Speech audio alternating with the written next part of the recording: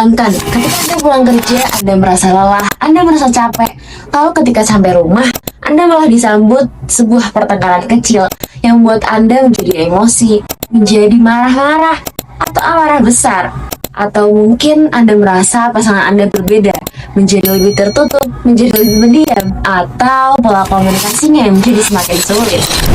Pertanyaan besarnya adalah, apakah konflik di dalam suatu pernikahan itu dianggap suatu yang buruk?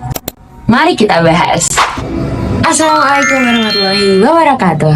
Selamat pagi semuanya, selamat pagi Bapak Ibu atau pasangan-pasangan yang sedang menonton video ini. Kenalkan, nama saya Hasna Reda Saidah. Saya merupakan mahasiswa psikologi UIN Sunan Kalijaga, Yogyakarta. Pada kesempatan kali ini saya akan membedah atau membahas isi dari artikel jurnal yang berjudul Managing Conflict in Marriage, a Literature Review karya Circor Gabriel Musketer. Dan mari kita bahas.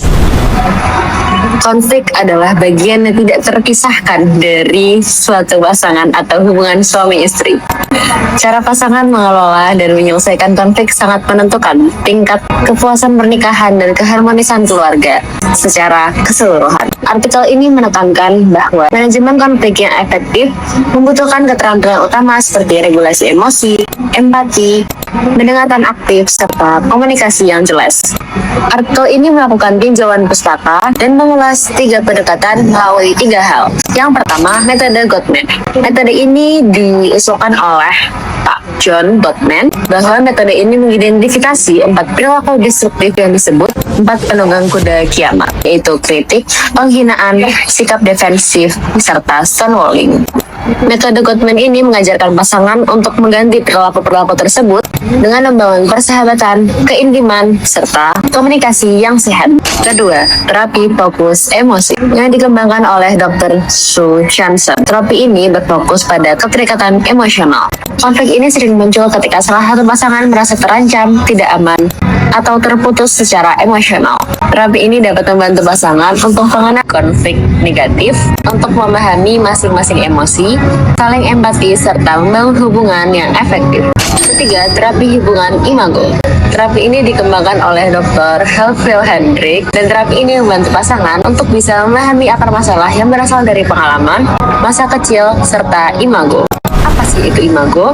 Imago adalah gambaran pasangan ideal di bawah alam sadar. Melalui dialog imago, pasangan diajarkan berkomunikasi dengan aman, penuh empati, dan memenuhi kebutuhan emosional satu sama lain. Selain ini, artikel ini juga menyoroti tentang perbedaan individu dan juga perbedaan budaya. Gaya manajemen konflik ini bisa tergantung pada masing-masing budaya, masing-masing norma, dan juga masing-masing nilai individu itu sendiri. Oleh karena itu, intervensi harus disesuaikan dengan gaya masing-masing keunikan pasangan. Oleh karena itu, intervensi harus disesuaikan dengan kondisi unik setiap pasangan. Dari penelitian ini, ada beberapa pesan penting yang perlu kita terapkan dalam kehidupan sehari-hari. Mau tahu lebih lanjut? Yang pertama, hadapi konflik itu sendiri. Jangan pergi ataupun kabur. Jadi, jangan sampai biarkan konflik itu terus berlarut. Yang kedua, latih mendengarkan aktif dan biasakan untuk menggunakan pernyataan bahwa saya merasa daripada menyalahkan pasangan. Yang ketiga, bangun koneksi emosional setiap hari, bukan ketika hanya ada masalah saja. Yang keempat, jika konflik itu terus berulang dan terus-menerus bermunculan, segera cari konselor pernikahan sejak dini. Yang kelima, sudah pada tahu kan, pencegahan lebih baik daripada mengobati.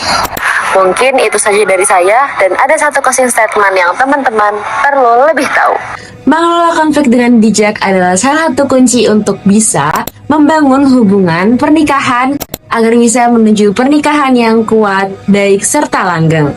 Semoga ilmu dari artikel ini dapat bermanfaat untuk kita semua dan untuk seluruh pasangan yang ada di dunia ini, dan untuk yang telah menonton video ini, semoga tetap selalu langgeng, sakinah, mawaddah, warahmah. Kalau Anda setuju atau mengalami hal yang serupa dan merasa terbantu dengan hal yang sudah tadi disebutkan, bisa komen ya, atau bisa sharing di kolom komentar.